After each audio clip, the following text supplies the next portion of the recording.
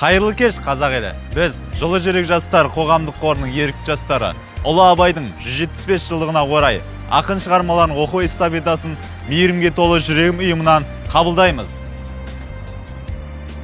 Сенбе жұртқа тұрса да қанша мақтап, әуретеді ішіне қулық сақтап. Өзіңе сен өзіңді алып шығар, ақылың мен еңбегің екі жақтап. Жасымда ғылым бар деп ескермедім, пайдасын біле тұра тексермедім. Ер жеткен соң түспеді уысыма, қолымды мезгілінен кешсірмедім. Өлең сөздің патшасы, сөз сарасы, қиыннан қиыстырар ер данасы. Тілге жеңіл, жүрекке жылы тиіп, теп-тегіс жұмыр келсін айналасы. Жігіттер, ойын арзан, күлкі қымбат. Екі түрлі нәрсе ғой, сыр мен сымбат.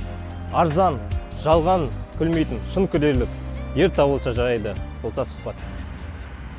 Желсіз түнде жарылай, сәулесіз судар өрілден, ауылдың маңы терең сай, тасыған өзен өрілден. Ақын шығармаларын оқу эстафетасын Асыл Мирас аутизм орталығына жолдаймыз. Біз сіздерді күтеміз.